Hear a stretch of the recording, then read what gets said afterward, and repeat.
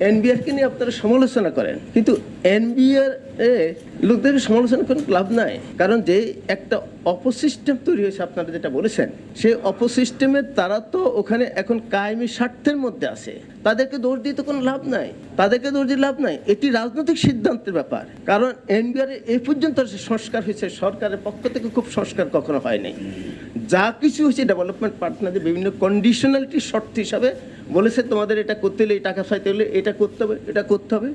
এবং যেটা মালা বলেছে, আপনারা যদি এনবিআর ডিজিটাইজেশন প্রোগ্রামগুলি দেখেন, এ পর্যন্ত 10-15টা প্রজেক্ট নেওয়া হয়েছে সরকারি বেসরকারি খাতে, এবং সবগুলি বিচ্ছিন্ন বিক্ষিপ্তভাবে, অর্গানাইজড কোনো একটা না। আমরা এখানে বলি এটা ইন্টিগ্রেটেড প্রোগ্রাম নিতে হবে, অর্থাৎ ভ্যাট, কাস্টমস, ইনকাম ট্যাক্স তিনটাকে একসাথে ইন্টিগ্রেশন করতে হবে। শুধু ভ্যাট, কাস্টমস, ইনকাম ট্যাক্স না, এনবিআরের 3টা ডিপার্টমেন্ট আছে, কিন্তু একটার সাথে একটা কোনো শেয়ার, ইনফরমেশন শেয়ারের কোনো সুযোগ নাই। এমনকি একটা ডিপার্টমেন্টের ভিতরে এক স্টেশনের সাথে আর স্টেশন কোনো ইনফরমেশন শেয়ারের সুযোগ নাই। তাহলে সিস্টেম কাজ করে কি করে? আপনারা যে ডিজিটাল অ্যাকাউন্টিংয়ের কথা বললেন, আর যে অর্গানাইজেশন নিয়ে আলোচনা করতে, সেই অর্গানাইজেশন ভিতরেই তো ডিজিটাল ব্যবস্থা এখনো হয়নি। আগে তো ওটা কথা ভাববেন। আমরা এখানে বলেছি 7 থেকে 8 হাজার কোটি টাকা বিনিয়োগ লাগবে। আমরা বলেছি বিশ্ব ব্যাংকের টাকা নেওয়া যাবে না। কেন না দেবে না? তারা আননেসেসারি শর্ত দেবে, তাদের জিনিস কিনতে হবে, এটা করতে হবে, সেটা করতে হবে। আমরা অভিজ্ঞতা দেখেছি যে ইভেন কি আজকে এখনও এনবিআর 1000 কোটি টাকার একটা বিশ্ব ব্যাংকের প্রকল্প চলছে। আমি মাননীয় উপদেষ্টাকে দেবো, বিষয়টা আসলে খতিয়ে দেখা দরকার। আমরা এখানে বলেছি সেই রিপোর্টটা এখানে যা বলা হয়েছে তার সাথে সঙ্গতিপূর্ণ কিনা এটা দেখা দরকার। কারণ ভ্যাট আইন 12 যখন হয়, তখন বিশ্বব্যাংক 600 কোটি টাকার একটা ভ্যাট অনলাইন প্রজেক্টে টাকা দিয়েছিল। সেই টাকা কিন্তু আপনারা আলোচনা করছেন, টাকা শেষ হয়ে গেছে, জাতি ঋণেই হয়েছে, কিন্তু কাজের কাজ কিছু হয়নি। একইভাবে ন্যাশনাল সিঙ্গল উইন্ডো 2015-তে বিশ্বব্যাংক সেই টাকা দিয়েছে দরবার করে, এবং সেটা বিসিসিএর লোকেরা দরবার করে, আমি বিরোধিতা করেছি, কিন্তু বিসিসিএর লোকেরা দরবার করে সরকারকে দিয়ে দেন, চেয়ারম্যানকে প্রভাবিত করে কাজটা করাইছে।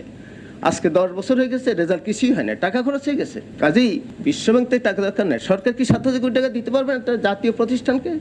একমাত্র অর্গানাইজেশন মিডিয়ার, যে অর্গানাইজেশন দেশের প্রত্যেকটা ব্যক্তি, প্রতিষ্ঠান, সংস্থা, কর্পোরেট বডি হতে সবার উপরে আয় ব্যয় এবং ব্যবসা বাণিজ্য সবার উপর তার ক্ষমতা আছে, দখল আছে, ক্ষমতা আছে, অথরিটি আছে। কাজে সেই সংস্থার ক্যাপাসিটি যখন আপনি না বাড়াবেন, তখন এই সমালোচনা করে কোনো লাভ হবে না। অবশ্যই আমাদেরকে সেই পথে যেতে হবে। এখানে সব কিছু বলা আছে। আমার মনে হয় আমি আর বেশি কিছু বলবো না। আপনারা যা এসেছেন আমাকে যে প্রশ্ন করছেন, তার উত্তরে এখানে ক্লিয়ারলি বলা আছে, এবং আমরা আন্তর্জাতিকভাবেই বলেছি, বেস্ট প্র্যাকটিসগুলিকে আমরা এখানে নিয়ে আসছি। এবং অবশ্যই আমাদের জাতীয় সিস্টেমের সাথে এসএমই খাতের সমস্যার কথা বলেছেন। উড ইউ বিলিভ যে এসএমই খাতের প্রতিষ্ঠানগুলি ভ্যাটের রেট 40% ট্যাক্স দিয়ে ভ্যাটের মাল কিনতে হয়? আসলে কি দেয়? কেউ দেয়? এই রিপোর্টে বলা হয়েছে যে ভ্যাট ফাঁকি হয় 71%, এখানে বলা হয়েছে। এবং তার চেয়ে বেশি আপনারা তাই বলবেন। ভ্যাট আসে কোথায়? ভ্যাট আসে যেটা 36-33% আসে টোবাকো থেকে, যেটা আসছে সিনট্যাক্স। এটা দরকার তো না, ভ্যাটের দরকার আছে, এটার জন্য সিনট্যাক্স নাম দিলে হয়তো। তারপরে আসে কোথা থেকে? আপনার বিডিএস, যেটা একটা distortion in the VAT system. BDS তো কোনো ভ্যাট সিস্টেম নয়। এটা যখন আমরা ফেল করেছি, তখন আমরা একটা কাউন্টার, একটা ডিস্টর্শন সিস্টেম চালু করে করছি, প্রিজাম্পটিভ ট্যাক্সের মতো করে আদায় করতেছি। ইনকাম ট্যাক্সে টিডিএস 70% ট্যাক্সই আসতেছে টিডিএস। কই এগুলির বিরুদ্ধে তো বললেন না, বলা উচিত ছিল আপনাদের। এই যে সিস্টেমে ডিস্টর্শন, ট্যাক্স পলিসিতে, ভ্যাটে, কাস্টমসে 13টা ট্যাক্সে লিবারেশন, তাহলে কোথায় হলো? স্প্যারাটাইসে ভরা, সব কিছু সমস্যা। এই সব কিছু তো এখানে বলা হয়েছে। দুর্ভাগ্য এটা নিয়ে কেউ আলোচনা করছেন না।